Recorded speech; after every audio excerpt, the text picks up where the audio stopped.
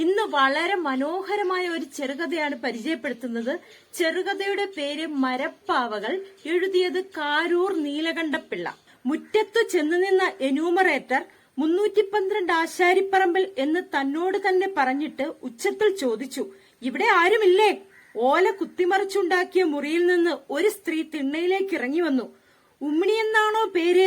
കയ്യിലിരിക്കുന്ന കടലാസിൽ നോക്കിക്കൊണ്ട് ആഗതൻ ചോദിച്ചു. യുവതിയുടെ സ്വതേ വിടർന്ന കണ്ണുകൾ കുറെ കൂടി വികസിച്ചു. കേസോ പോലീസോ വല്ലതുമായിരിക്കും എന്നവൾ പരിഭ്രമിച്ചു. ജനസംഖ്യ എടുക്കുക, ഇവിടെ ആരൊക്കെയുണ്ട്? ഇപ്പോൾ ഞാൻ മാത്രമേ ഉള്ളൂ. അമ്മ ഇപ്പോഴങ്ങ് പോയേയുള്ളൂ. തോട്ടിന്റെ കരയിൽ തഴച്ചെത്താൻ പോയതാ. ആങ്ങളച്ചെറുക്കൻ പണിയാൻ പോയേക്കുവാ. ഉമ്മിണിന്ന് പേരുള്ളത്? അമ്മയുടെ പേരാ. ശരി, ഉമ്മിണി ആണോ പെണ്ണോ? അവളൊന്ന് ചിരിച്ചു. പരിഹാസച്ചിരി, എന്നാലും അഴകുള്ള ചിരി. അമ്മയും ഞാനും പെണ്ണുങ്ങളാ, ആങ്ങള ആണും. അച്ഛനില്ലേ? മരിച്ചുപോയി. അപ്പോൾ ഉമ്മിണി വിധവയാണല്ലേ? ഇപ്പോൾ വിധവയാ. എന്നിട്ടവൾ പറഞ്ഞു, ജനസംഖ്യ എടുക്കുമ്പോൾ കൊട നിവർത്തിപ്പിടിക്കരുതായിരിക്കും. ഈ തീ പോലുള്ള വെയിലത്ത് നിന്ന് ജനസംഖ്യ എടുത്താൽ ആളിന്റെ എണ്ണം കുറഞ്ഞു പോകും. ഈ ബെഞ്ചിലേക്ക് കയറി ഇരിക്കാവല്ലോ. ചാണകം മെഴുകി വെടുപ്പും മിനുപ്പും വരുത്തിയിട്ടുള്ള ആ നീളം കുറഞ്ഞ വരാന്തയിൽ കയറി ആഗതൻ ഒരു ബെഞ്ചിലിരുന്നു. ഉമ്മിണിയുടെ വിവരങ്ങളൊക്കെ ചോദിച്ചറിഞ്ഞു രേഖപ്പെടുത്തി. നിങ്ങളുടെ പേര്? എന്റെ പേര് നളിനി. ഇത് പറഞ്ഞപ്പോൾ അവളൽപ്പം ലജ്ജ ഭാവിച്ചു. വയസ്സ് കണ്ടിട്ടെന്തു തോന്നുന്നു? എനിക്കൊന്നും തോന്നിയില്ല. അവളൊന്നു മന്ദഹസിച്ചു. 23. വിവാഹം കഴിഞ്ഞതാണോ? ഇപ്പോൾ ഭർത്താവുണ്ടോ? അവളൽപ്പം പരുങ്ങി. ഇപ്പോൾ ഇവിടെ ഇല്ല. 13-ാം മൈലിൽ ജനസംഖ്യ എടുത്തോ? അതിനാളു വേറെയാ. ഭർത്താവുണ്ട് അല്ലേ? ഉണ്ടെന്നോ ഇല്ലെന്നോ എഴുതിക്കോളൂ. അവൾ അവഗണനാഭാവത്തിൽ പറഞ്ഞു. ഉണ്ടെന്നെഴുതിയാലും ഇല്ലെന്നെഴുതിയാലും അർത്ഥം ഒന്നല്ലല്ലോ. എന്നാൽ ഉണ്ടെന്ന് തെളിയാതെ എഴുതിക്കോളൂ. കല്യാണം പറഞ്ഞു വെച്ചിട്ടേ ഉള്ളായിരിക്കും അല്ലേ? എന്നാൽ വിവാഹിത എന്നല്ല എഴുതേണ്ടത്, അവിവാഹിത. അതല്ല, വിവാഹം കഴിഞ്ഞു.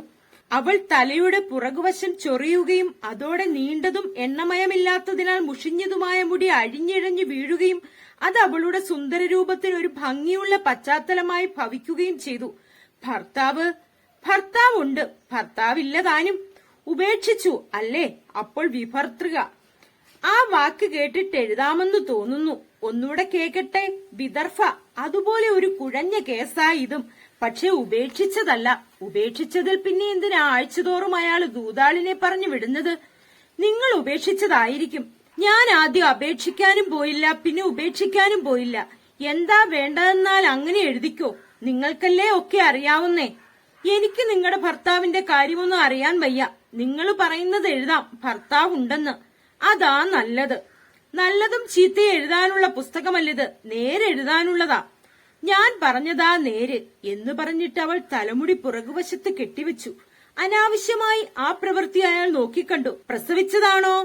ആണും പ്രസവിച്ചില്ല, പെണ്ണും പ്രസവിച്ചില്ല. ഛിദ്രമുണ്ടായിട്ടുണ്ടോ? ഉണ്ടായിട്ടുണ്ടോന്ന്. അവിടെ ചെന്ന് 6 മാസം തികയുന്നതിനു മുമ്പ് തുടങ്ങിയില്ലേ ഛിദ്രം? ഒരു ദിവസമല്ലേ ഒരു ദിവസം ഛിദ്രമില്ലാതെ കഴിഞ്ഞിട്ടില്ല. ദിവസവും ഛിദ്രമോ? അതല്ലേ ഞാനിങ്ങു പോന്നത്. എന്താണീ പറയുന്നത്? ഗർഭഛിദ്രം എന്ന് വെച്ചാൽ അലസുക ഉണ്ടായിട്ടുണ്ടോന്ന്. എന്തെല്ലാം പോക്കണം കേടുകളാ ചോദിക്കുന്നേ. ആങ്ങളച്ചെറുക്കൻ ഇവിടെ ഇല്ലാത്തത് നന്നായി. അയാൾ അല്പം ചൊടിച്ചു. ആങ്ങളച്ചെറുക്കനുണ്ടെങ്കില് ഇത് സർക്കാർ കാര്യമാ. ആങ്ങളച്ചെറുക്കൻ പോയിട്ട് വല്യമ്മാവനുണ്ടെങ്കിലും ചോദിക്കേണ്ടത് ചോദിക്കും. നേരൊക്കെ പറയുകയും വേണം. പറഞ്ഞില്ലെങ്കിൽ അത് കുറ്റമാണ്. പറയുന്നതൊക്കെ രഹസ്യമായി സൂക്ഷിക്കും. വലിയ ഉഷ്ണം തോന്നുന്നെങ്കിൽ ഇതുകൊണ്ട് വീശിക്കോളൂ എന്ന് പറഞ്ഞ് നളിനി ഒരു വീശുപാളയെടുത്ത് ആ ബെഞ്ചിന്റെ അറ്റത്ത് വെച്ചുകൊടുത്തു. ആങ്ങളച്ചെറുക്കൻ കേൾക്ക് ഇതൊക്കെ ചോദിച്ചാൽ എനിക്ക് നാണം വരുമെന്നാ പറഞ്ഞത്. എന്നിട്ട് പറയൂ. ഇല്ല. എന്തോന്നില്ല പറയുകയല്ലെന്നോ? അല്ലല്ല, മുമ്പേ ചോദിച്ചില്ലേ ഛിദ്രം. അതില്ല. നിങ്ങൾക്ക് മാസം എന്തു വരവുണ്ട്? ആങ്ങളയ്ക്ക് 3 രൂപ തച്ച. ആങ്ങളയുടെ തച്ചല്ല, നിങ്ങളുടെ. ഞാൻ പണിക്ക് പോകാറില്ല. അപ്പോൾ വരവൊന്നുമില്ല. ആശ്രയിച്ചു കഴിയുന്നയാൾ. ഞാനോ? ഇതാര് പറഞ്ഞു? ആ വള്ളക്കടവിലെ കാത്ത പറഞ്ഞതായിരിക്കും. അവിടെ കാര്യം എനിക്കും പറയാനുണ്ട്. അയാൾ രസിച്ചൊന്ന് ചിരിച്ചു. കാത്തയോ? എന്തു പറഞ്ഞെന്ന്? ഞാൻ പറഞ്ഞത് നിങ്ങൾ കേട്ടില്ലേ? ഒരാൾക്ക് വരവില്ലെങ്കിൽ മറ്റൊരാളുടെ വരവ് കൊണ്ടുവേണം ജീവിക്കാൻ. നിങ്ങൾക്ക് വരവില്ല. ഉണ്ണാനും ഉടുക്കാനും മറ്റും കാശ് ചെലവുണ്ട്. അത് തരുന്നയാളിനെ, അമ്മയെയോ ആങ്ങളെയോ ആശ്രയിച്ചാണ് നിങ്ങൾ ജീവിക്കുന്നത്. നേരല്ലേ? കച്ചേരിയിലെ ചോദ്യം പോലെയാണല്ലോ ഇത്. കച്ചേരിയിൽ നിങ്ങളോട് ചോദിച്ചിട്ടുണ്ടോ? അതിനും ആ ദ്രോഹി ഇടവരുത്തി. ഭർത്താവല്ലേ? അവനാ ഭർത്താവ്. ഭർത്താവില്ലെന്നങ്ങ് എഴുതിയേക്കൂ. അതിന് ഞാൻ വേണേൽ വല്ലതും തരാം പൊന്നേ. അതിരിക്കട്ടെ, നിങ്ങൾക്ക് വരവൊന്നുമില്ലല്ലോ. വരവുണ്ട്. ഞാൻ ആരെയും ആശ്രയിക്കുന്നില്ല. മാസം 15 രൂപയെങ്കിലും വരവുണ്ട്. ശരി, എന്താ തൊഴിൽ? എന്തെല്ലാം അറിയണം ഈ സർക്കാരിന്. തൊഴിൽ ഒന്നല്ല, പലതാ. അതൊക്കെ പറഞ്ഞോളൂ. എഴുതാൻ കടലാസിൽ സ്ഥലമുണ്ട്. ഞാനാ ഈ വീട്ടിൽ കഞ്ഞി വെക്കുന്നത്. ഈ തിണ്ണ മെഴുകിയത് ഞാനാ. മെഴുകിയത് നന്നായിട്ടുണ്ട്. കണ്ണാടി പോലെ മിന്നുന്നുണ്ടല്ലോ. എന്റെ കവിള് കണ്ണാടി പോലെ മിന്നുന്നെന്ന് എന്റെ പണിക്കൻ, എന്റെ ആരുമല്ല, അയാൾ പറയുമായിരുന്നു. അപ്പോൾ ഈ തിണ്ണ എന്റെ കവിള് പോലെ ഇരിക്കും. അവൾ ഫലിതം പറഞ്ഞ മട്ടിൽ ചിരിച്ചു. അയാളും ചിരിച്ചു. അയൽവീട്ടിലെ ഒരു പെണ്ണ് മുറ്റത്ത് വന്ന് എന്യൂമറേറ്ററുടെ മുഖത്ത് കണ്ണും തറപ്പിച്ച് നിലയായി. പെണ്ണിന് വയസ്സ് 10 കഴിഞ്ഞേയുള്ളൂ. നോട്ടം കണ്ടില്ലേ? 2 കൊല്ലം കഴിഞ്ഞാൽ ഈ വഴിക്ക് ആളുകളെ നടത്തുകയില്ല. പെണ്ണിന് കോപം വന്നു. ഞാനൊന്ന് നോക്കിയെന്ന് വെച്ച് പണിക്കെത്തിക്ക് വല്ല നഷ്ടവും വന്നോ? ഞാൻ എന്റെ അപ്പാ പോകുകയാണേ എന്ന് പറഞ്ഞിട്ട് അവൾ വന്ന വഴി തിരിച്ചുപോയി. പോകുന്ന പോക്കിൽ അവൾ എന്തോ പിറുപിറുത്തുകൊണ്ടിരുന്നു. നളിനി പറഞ്ഞു, അവൾക്ക് ശുണ്ഠി വരണം. ആരുടെയെങ്കിലും തലവെട്ടം കണ്ടാൽ മതി. എവിടുന്നെന്നറിയാൻ മേല, പെണ്ണ് മുറ്റത്തുണ്ട്. എന്യൂമറേറ്റർക്ക് അവിടെ ഇരിക്കാൻ പേടിയായി തുടങ്ങി. എന്നിട്ട് തൊഴിൽ പറഞ്ഞില്ലേ? ഒരു വീട്ടിൽ എന്തെല്ലാം ജോലിയുണ്ടോ അതൊക്കെ ഞാൻ ചെയ്യുന്നുണ്ട്. ആദായം കിട്ടുന്ന തൊഴിലാണ് അറിയേണ്ടത്. ആദായം കിട്ടുന്ന തൊഴിലില്ലെങ്കിൽ നിങ്ങൾ വല്ലതും തരുമോന്ന് ചോദിച്ചാൽ അയാൾക്ക് മുഴുവനാക്കാൻ മടി തോന്നി. ചോദിച്ചാൽ തരുമായിരിക്കും അല്ലേ? അയാൾ ചുറ്റുപാടും നോക്കി. അവൾ പറഞ്ഞു, വീട്ടിൽ വല്ലോരും വന്നാലൊരു മര്യാദ വേണമല്ലോ. അയാൾ പെട്ടെന്ന് പറഞ്ഞു, ഞാൻ മര്യാദകേട് വല്ലതും പറഞ്ഞോ? പറഞ്ഞില്ല. ഞാൻ മര്യാദ കാണിച്ചില്ല. മുറുക്കുമെന്ന് തോന്നുന്നല്ലോ എന്ന് പറഞ്ഞ് അവൾ മുറിക്കകത്ത് കയറി. തപ്പിപ്പെറുക്കുന്ന ശബ്ദം അയാൾ ശ്രദ്ധിച്ചു. അല്പം കഴിഞ്ഞ് അവൾ മുറുക്കാൻ കൊണ്ടുവന്നു. അയാൾ മുറുക്കിൽ ഏർപ്പെട്ടു. അവൾ വീണ്ടും മുറിക്കകത്തുപോയി 3 മരപ്പാവുകൾ കൊണ്ടുവന്നു. എന്നിട്ട് അവൾ പറഞ്ഞു, എന്റെ തൊഴിൽ ഇതാണ്. ഇതിലൊന്നുണ്ടാക്കാൻ എനിക്ക് 1 ദിവസം മതി. അയാൾ പാവ വാങ്ങി നോക്കി. ഒരു ചാൺ നീളത്തിലുണ്ടാക്കിയ സ്ത്രീരൂപങ്ങൾ. എല്ലാം നന്നായിരിക്കുന്നു. തിളങ്ങുന്ന ചായപ്പണി ചെയ്തത്, കൊഴുത്തു മിനുത്തത്, ഭംഗിയുള്ള അവയവങ്ങൾ, ഉയർന്ന മാറിടം, തടിച്ച ജഗനം, കൃശമായ മദ്യം, അക്ഷാമമായ ചുകുരഭാരം, ആകർഷകമായ മന്ദസ്മേരം, ആകപ്പാടെ മാദകമായ സുന്ദര ശില്പങ്ങൾ. അയാൾ കണ്ണിമയ്ക്കാതെ നോക്കിയിരുന്നു. എന്നിട്ട് അവളെ നോക്കി. 4ഉം ഒന്നുപോലെ. അത്ഭുതകരം. 3 കണ്ടാൽ 4 തോന്നുന്നതാണ് അത്ഭുതം, അവൾ പറഞ്ഞു. അയാൾ മറുപടി പറഞ്ഞില്ല. ഇത് അച്ചിൽ വാർക്കുന്നതാണോ? ഞങ്ങൾ വാർപ്പ് പണിക്കാരല്ല. കടഞ്ഞെടുത്തതായിരിക്കും. പാലാഴി കടഞ്ഞപ്പോൾ കിട്ടിയ ലക്ഷ്മിയെപ്പോലിരിക്കുന്നു. പാലാഴി കടയാൻ ഞാൻ കൂടിയില്ല. അതുകൊണ്ട് ഞാൻ ലക്ഷ്മിയെ കണ്ടിട്ടില്ല. എന്റെ തൊഴിൽ എന്തെന്ന് കാണിക്കുകയായിരുന്നു. 4 പറഞ്ഞതെങ്ങനെയാ? ഈ ജീവനില്ലാത്ത 3ഉം ഇതുണ്ടാക്കുന്ന ജീവനുള്ള 1ഉം. അങ്ങനെ 4 ഒരുപോലെ ഇരിക്കുന്നതാണ് അത്ഭുതം. എന്ന് പറഞ്ഞാൽ ജീവനില്ലാത്തതുപോലെ ജീവനുള്ളതും ഇരിക്കുന്നതോ? അതിൽ അത്ഭുതമൊന്നുമില്ല. എന്റെ തലയിൽ എഴുത്ത്. അവളുടെ കണ്ണു മിന്നി. വീണ്ടും മുറിയിൽ പോയി തിരിച്ചു വന്നപ്പോൾ അവളുടെ മുഖം തുടുത്തിരുന്നു. കയ്യിൽ ഒരു പാവയും ഉണ്ടായിരുന്നു. അതവൾ അയാളുടെ അടുത്ത് വെച്ചു. അയാൾ അതെടുത്തു നോക്കി. കംസവധത്തിലെ കൃഷ്ണനാണോ ഇത്? അതോ മുന്തിയറപ്പനെ കൃഷ്ണന്റെ വേഷം കെട്ടിച്ചതോ? ഇത് കുറെ വലുതായിരുന്നെങ്കിൽ വെള്ളരിവേലിക്കകത്തു കൊണ്ട് വെക്കാമായിരുന്നു, ദൃഷ്ടിദോഷം പറ്റാതിരിക്കാൻ. അല്ലെങ്കിൽ തീരെ ചെറുതായിരുന്നെങ്കിൽ. അവൾ ഇടയ്ക്കു കയറി പറഞ്ഞു, അതിങ്ങനെയായി പോയി. 19 എണ്ണം ഉണ്ടാക്കിയപ്പോൾ ഈ നിലയിലായി. കൃഷ്ണന്റെ രൂപമുണ്ടാക്കി. കാണുന്നവരൊക്കെ വാങ്ങിച്ചു പോന്നു. 3ഉം 4ഉം അണ വില കിട്ടുമായിരുന്നു. ക്രമേണ വേഷം ശ്രീകൃഷ്ണന്റെയും രൂപം വേറൊരു കൃഷ്ണന്റെയുമായി. വേറൊരു കൃഷ്ണൻ എന്ന് വെച്ചാൽ ഒരു കാലത്ത് ഞാൻ ശ്രീകൃഷ്ണനെ പോലെ കരുതിപ്പോന്നയാള്.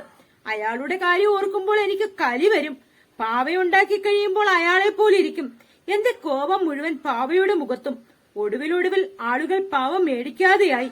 പിന്നെ ആ പണി നിർത്തിവെച്ചു. പുരുഷരൂപം ഉണ്ടാക്കേണ്ടെന്ന് വെച്ചു. ശ്രീപാർവതിയുടെ രൂപം ഉണ്ടാക്കി നോക്കി. എന്നുവെച്ചാൽ ഒരു സ്ത്രീരൂപം ഉണ്ടാക്കി. അതിന് ശ്രീപാർവതി എന്ന് പേരിടും. അല്ലാതെ ഞാൻ പാർവതിയെ കണ്ടിട്ടോ മറ്റോ ഉണ്ടോ? പാർവതി തപസ് ചെയ്തെന്നും ശിവന്റെ കൂടെ നൃത്തം ചെയ്തെന്നും ഒക്കെ ഞാൻ കേട്ടിട്ടുണ്ട്. സിനിമയിൽ കണ്ടിട്ടുമുണ്ട്. പിന്നെ പാർവതിയും പരമേശ്വരനും കൂടെ ചിലപ്പോൾ പിണങ്ങാറുണ്ട് പോലും. അതൊക്കെ ഓർത്തുകൊണ്ട് പാവയുണ്ടാക്കി തുടങ്ങി. ചിലപ്പോൾ കണ്ണാടിയിൽ നോക്കി പാർവതിയെപ്പോലെ ഞാൻ ഓരോ ഭാവം കാണിച്ച് അതുപോലെ പാവയുണ്ടാക്കും. ഞാൻ പാർവതിയാണെന്ന് ഭാവിച്ചുകൊണ്ടാ പണി. ഒടുക്കമുണ്ടല്ലോ, പാർവതിയൊക്കെ ഒരുപോലെ. അവൾ തുടരുന്നതിനു മുമ്പ് അയാൾ പറഞ്ഞു, നിങ്ങളും പാർവതിയും സമം സമം. ഞാനും പാർവതിയും എങ്ങനെയാ സമം സമം? എന്റെ രൂപമായി പോകുന്നു പാർവതിക്ക്. എനിക്ക് നാണമായി തുടങ്ങി. എന്റെ രൂപമുണ്ടാക്കി വിറ്റാൽ മേടിക്കാൻ. അയാൾ ധൃതിയിൽ പറഞ്ഞു, ധാരാളം ആളുണ്ടാകും. ഉണ്ടാകുമെന്ന് ഞാൻ കണ്ടതല്ലേ. മേടിക്കുന്നവരും എന്നെ ആക്ഷേപിക്കും. പാവ ഒന്നാം തരം. പാവ വിൽക്കുന്നത് രൂപം കാണിച്ച ആണുങ്ങളെ ആകർഷിക്കാനാണെന്ന് ഞാൻ മുൻപേ പറഞ്ഞില്ലേ. കാത്ത. അവൾ എന്റെ മുഖത്തു നോക്കി പറഞ്ഞു, ഞാനൊരു ആട്ടു കൊടുത്തിട്ട് അവളുടെ കണ്ണുപൊട്ടിയെന്നാ തോന്നുന്നത്. പിന്നെ എനിക്ക് തോന്നി, ഞാൻ കേൾക്കാതെ പറഞ്ഞാൽ ഞാൻ എങ്ങനെ ആട്ടുമെന്ന്. മറ്റൊരുത്തി ഇങ്ങനെ ചെയ്താൽ ഞാനും അവളെ ആക്ഷേപിക്കും. അത് നേരായിരിക്കും. എന്നാലും അവരവരുടെ രൂപം ഇത്ര ശരിയായിട്ടുണ്ടാക്കത്തക്ക സാമർത്ഥ്യം അത്ഭുതകരമാണ്. അവൾ പറഞ്ഞു, നിങ്ങൾ വെറും മുഖസ്തുതി പറയുകയാണ്. ഒരെണ്ണമുണ്ടാക്കിയാൽ പിന്നെ അത് നോക്കി എത്ര വേണമെങ്കിലും ഉണ്ടാക്കരുതോ? കണ്ണാടിയിൽ നോക്കി കാണുന്നത് പോലെ ആദ്യമൊന്നും ഉണ്ടാക്കണം. അതത്ര വലിയ കാര്യമൊന്നുമല്ല. അതു നേരാ. ഞാൻ എന്തു പറഞ്ഞാലും നേരാണെന്ന് പറയുന്നവരായിരുന്നു ഈ അയൽപക്കത്തുള്ളവർ മിക്കവരും. അവരെയൊക്കെ പേടിയായിരുന്നു എനിക്ക്. ഇപ്പോൾ പേടിയില്ലായിരിക്കുമല്ലോ എന്നെ. ഇപ്പോൾ എനിക്ക് ആരെയും പേടിയില്ല. ഞാനല്ലാതെ ആരെങ്കിലും ഉണ്ടെന്ന് തന്നെ എനിക്ക് വിചാരമില്ല. കലകളിൽ പ്രവർത്തിക്കുന്ന പലരും അങ്ങനെയുള്ളവരാണ്. അവൾ മുറിക്കകത്തു പോയി തിരിച്ചു വരുന്നതിനിടയ്ക്ക്, അതിന്റെ പേരാണ് അഹന്ത എന്ന് അയാൾ ഒച്ചയടക്കി പറഞ്ഞു. അവൾ 4 രൂപങ്ങൾ കൂടി അയാളുടെ മുൻപിൽ വെച്ചു. കരുണം, രൗദ്രം, അത്ഭുതം, ശൃംഗാരം. ഇവയുടെ ഉച്ചാവസ്ഥയെ കാണിക്കുന്ന അവളുടെ തന്നെ രൂപങ്ങൾ. ഇത് അതിവിശേഷമാണെന്ന് പറഞ്ഞാൽ മുഖസ്തുതിക്കാരനാണെന്ന് എന്നെ ആക്ഷേപിക്കുമോ? അങ്ങനെ പറയാതിരിക്കാം. അതിവിശേഷമാണെന്ന് സാർ എന്തിനാ പറയുന്നത്? ഇതൊന്നും ഇപ്പോൾ വിൽക്കാറില്ല. പകൽ ഉറങ്ങാതിരിക്കാൻ ചെയ്യുന്ന പണിയാണ്.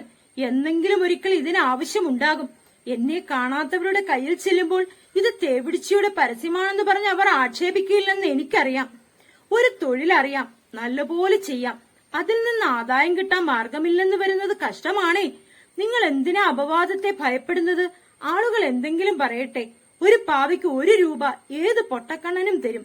നിങ്ങളുടെ ആവശ്യങ്ങൾ പരാശ്രയം കൂടാതെ നടക്കും. തൊഴിൽ ശില്പവൃത്തി എന്ന് എഴുതാൻ പോവുകയാണ്. അയാൾ എഴുതി. പിന്നെയും എന്തൊക്കെയോ കുറിച്ചു. അവളുടെ ആങ്ങളയുടെ വിവരങ്ങൾ ചോദിച്ചെഴുതി. അതിനിടയിൽ അവൾ ഒരു പാവയൊഴിച്ച് എല്ലാം മുറിക്കകത്ത് കൊണ്ടുചെന്ന് വെച്ചു. ഒന്ന് അവൾ കയ്യിൽ വെച്ചിരുന്നു. അയാൾ ഒന്നുകൂടി മുറുക്കി. പാവയൊന്നും വിൽക്കുകയില്ലെന്നാണോ പറഞ്ഞത്? ഞാനിത് തിന്നാറില്ല, അടുപ്പിലിടാറുമില്ല. ഇനി വളരെ ഉണ്ടോ കൈവശം? ജനസംഖ്യയിൽപ്പെട്ടതാണോ ആ ചോദിച്ചതും? എന്നാൽ ചെല്ലട്ടെ. ഭർത്താവ് പിണങ്ങി. അവൾ ഇടയ്ക്കു കയറി പറഞ്ഞു, അക്കാര്യം പറഞ്ഞു കഴിഞ്ഞില്ലേ? വഴിക്കാരോടൊക്കെ ഭർത്താവിന്റെ കാര്യം ഇതിലധികം പറയാനൊക്കുമോ? അയാളൊരു മൃഗമാ. കള്ളു കുടിക്കും. പിന്നെ പേപ്പട്ടിയെ പോലെയാ. വഴിയിൽ കാണുന്നവരുടെ നേരെ മേക്കിട്ട് കേറും. എന്നിട്ട് അടികൊള്ളും കള്ളിറങ്ങുന്നതുവരെ. എന്നുവെച്ചാൽ നേരം വെളുക്കുന്നതുവരെ കിടപ്പ് പോലീസ് സ്റ്റേഷനിൽ. ഒരു ദിവസം 2-3 നാഴിക ഇരുട്ടിയപ്പോൾ ഹെഡ് അങ്ങുന്ന ഒരു പോലീസുകാരനെ പറഞ്ഞയച്ചിരിക്കുന്നു. ഞാൻ ചെന്ന് പണിക്കരെ ജാമ്യത്തിൽ ഇറക്കിക്കൊണ്ടു പോരാൻ. നേരം വെളുത്തിട്ട് ഇറങ്ങിയാ മതിയെന്ന് ഞാൻ. പണിക്കനില്ലാത്തപ്പം വീട്ടിൽ വല്ലോരും കയറി അക്രമം കാണിച്ചാൽ അർജിയും കൊണ്ട് വന്നേക്കരുതെന്ന് അങ്ങേര്. അക്രമത്തിന് വല്ലോരും വന്നാൽ എന്റെ തലാണച്ചോട്ടിൽ വീതുളിയാ ഉള്ളതെന്ന് ഞാൻ. അങ്ങേരങ്ങു പോയി.